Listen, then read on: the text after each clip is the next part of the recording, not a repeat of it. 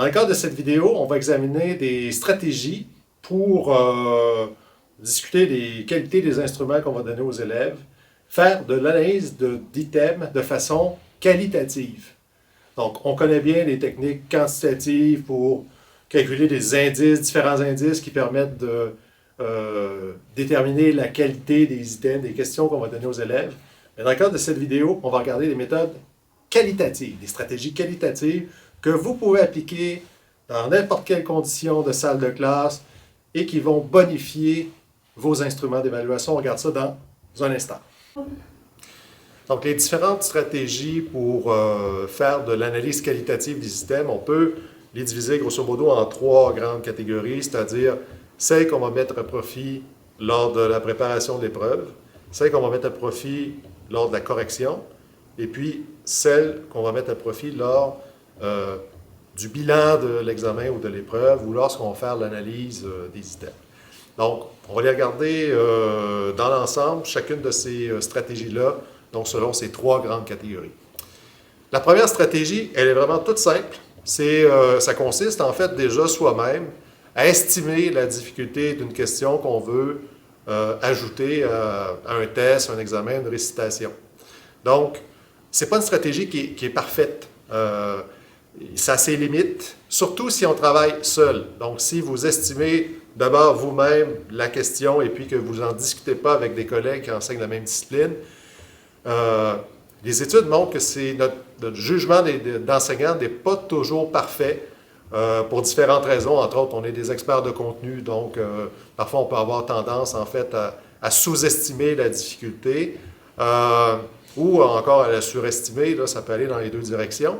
Mais si on n'a pas d'autres données, on n'a pas de données antérieures, la même épreuve qu'on a déjà passée dans les années précédentes, ou s'il n'y a pas déjà un collègue qui a déjà administré cette question-là, bien, c'est une stratégie toute simple qu'on peut mettre en place. Et puis, ce que vous pouvez faire aussi lorsque vous faites l'analyse des items au final, bien, c'est de comparer, en fait, l'estimation que vous avez faite a priori avec les vraies données, ce que ça a donné réellement auprès des élèves avec la difficulté réelle qui provient des élèves. Donc, une stratégie toute simple que vous pouvez essayer dans n'importe quelle condition, que vous pouvez bonifier. Donc, comme je vous disais, si vous avez la chance d'en discuter avec d'autres collègues, ou sinon, ben, si ce n'est pas possible, déjà, ça vous donne au moins une première stratégie que vous pouvez mettre en place afin essayer d'éviter d'avoir des mauvaises surprises, en fait, lorsqu'on administre une épreuve. Alors, la deuxième stratégie, je l'ai un peu évoquée, en fait, lorsque j'ai parlé de la première, bien, ça consiste à mettre à profit les collègues.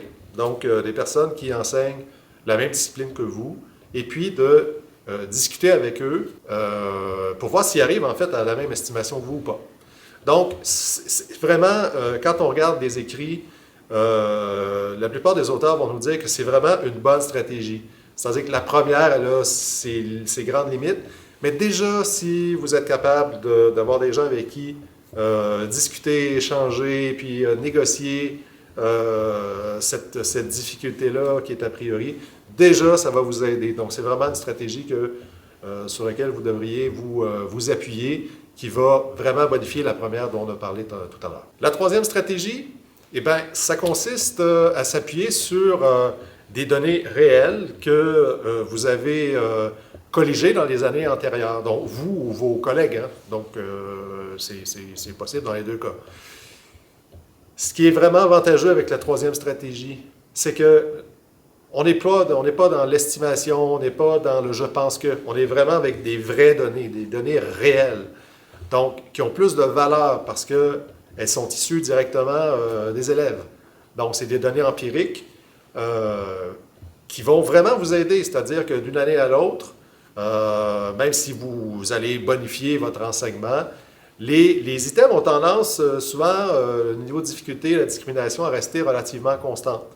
Donc, vraiment, ça va vous aider parce que vous savez que telle question que vous avez posée l'année passée, bien, cette année, si vous l'introduisez, vous allez avoir une question qui est plus difficile. Si vous saviez déjà que les années précédentes, cette question-là était réputée difficile, eh bien, c'est ce que vous recherchez en quelque sorte, d'avoir quelques items qui vont offrir un peu plus de défis aux élèves.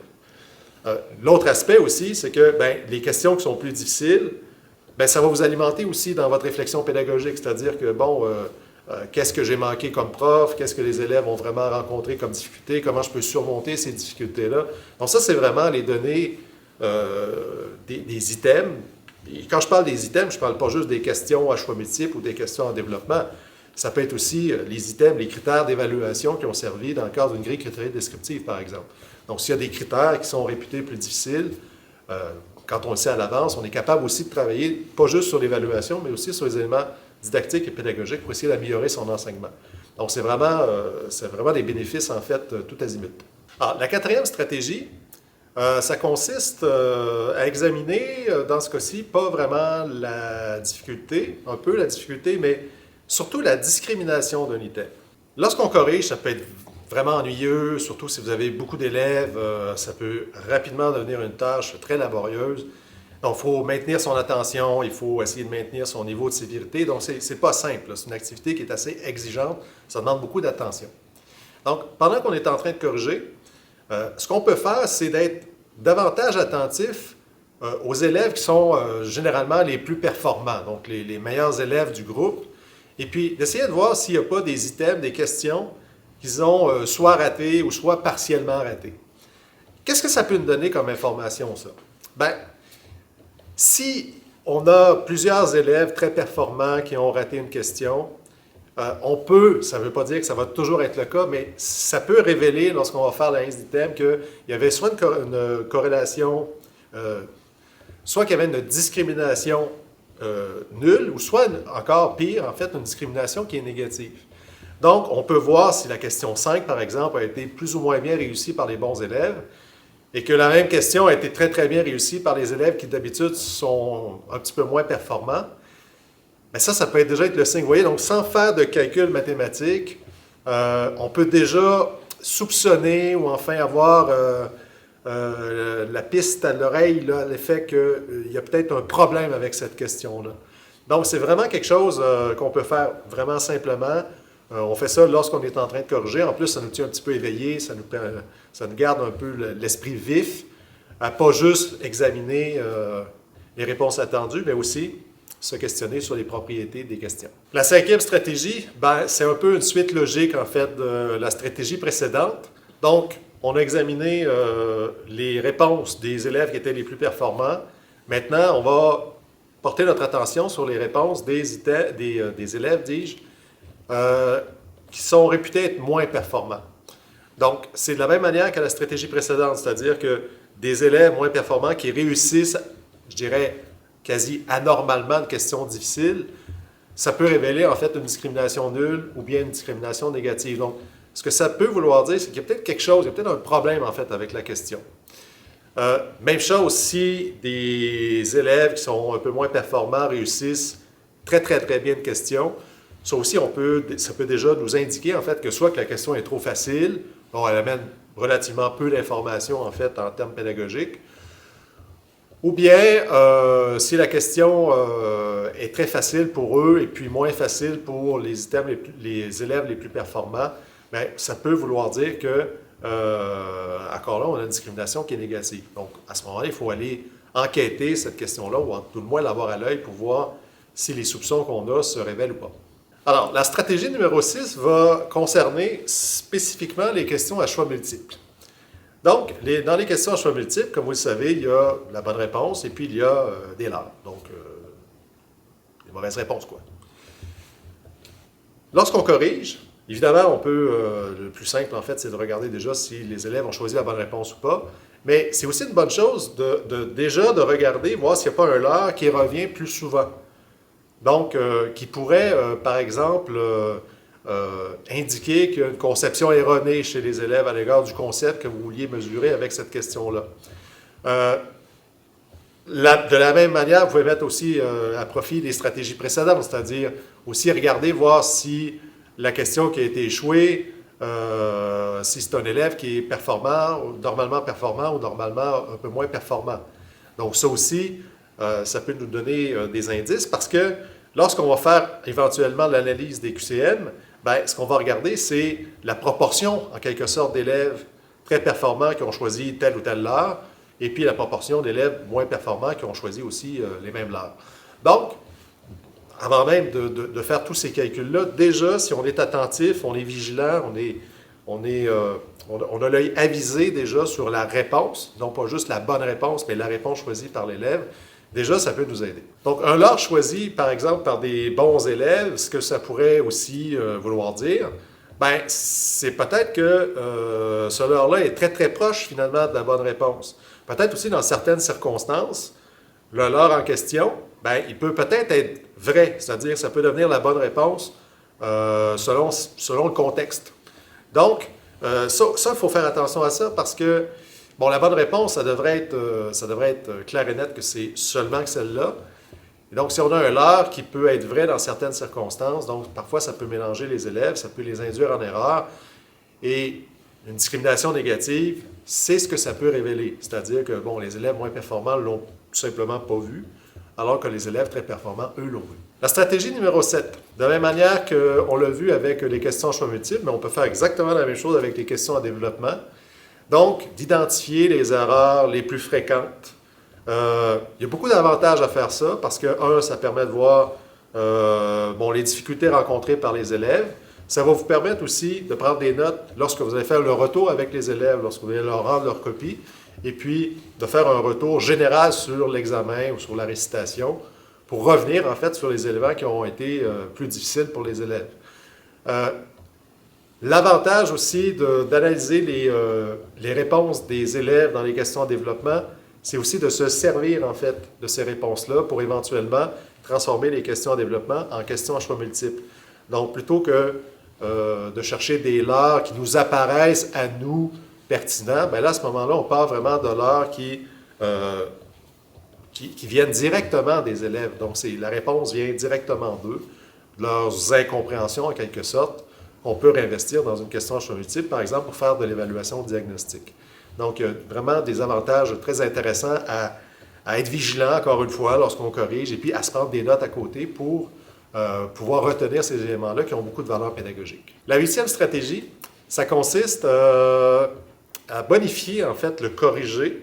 Donc, dans les questions en développement, donc quand on a notre question et puis déjà on élabore notre corrigé, on va essayer de mettre les réponses qui nous apparaissent être les plus plausibles. Donc, les élèves vont avoir tendance à donner le plus souvent.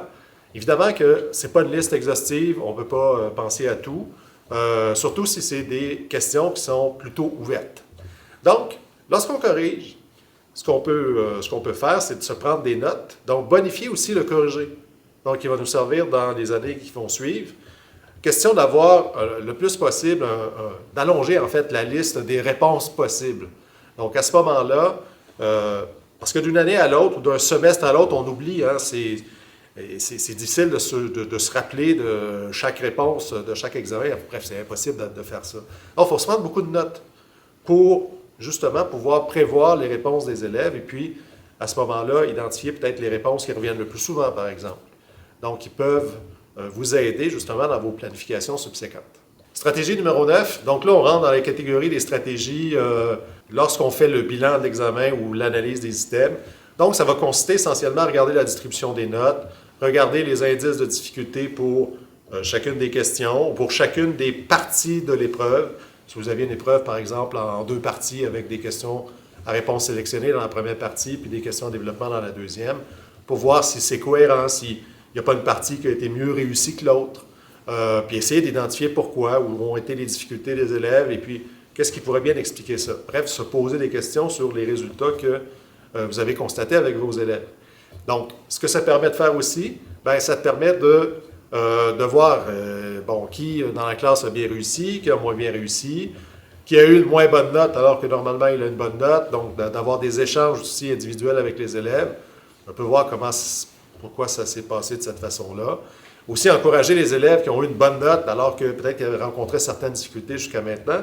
Donc, c'est une façon aussi de les encourager et puis de valoriser les efforts qu'ils ont faits, puis le succès qu'ils ont obtenu, puis essayer de voir avec eux aussi, qu'est-ce qu'ils ont fait à ce moment-là? Est-ce qu'ils ont modifié des stratégies d'études? Est-ce qu'il y a quelque chose qui a changé qui pourrait expliquer en fait qu'ils ont mieux réussi à ce moment-là?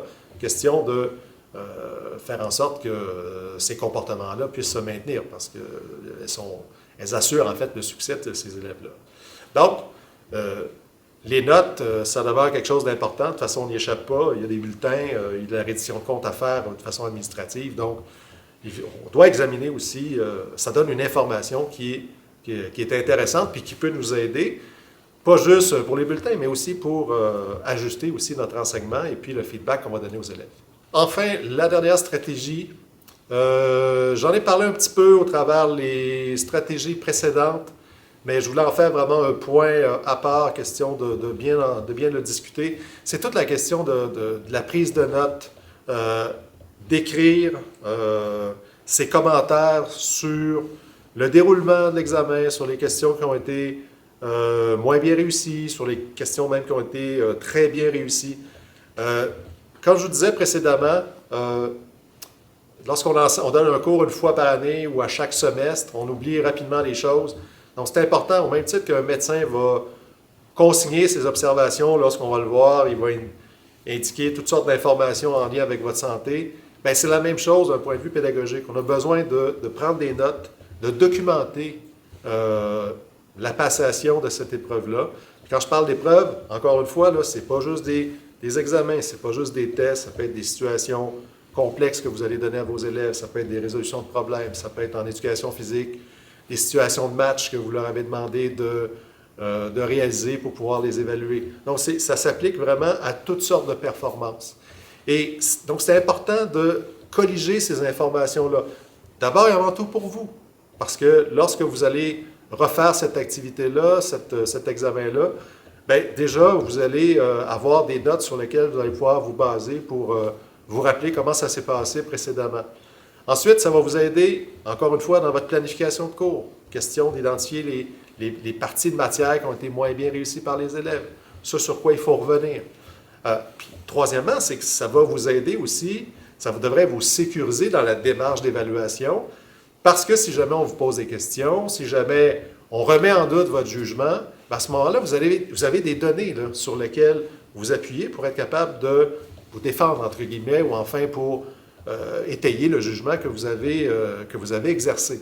Donc, c'est vraiment hyper important, d'abord pour vous, c'est important pour les élèves, et puis c'est important aussi d'un point de vue administratif. Donc, si jamais il y a une contestation, si jamais il y a des parents qui veulent discuter d'une note avec vous, vous avez vraiment des arguments en main que vous pouvez mettre à profit pour bien expliquer ce que vous avez fait.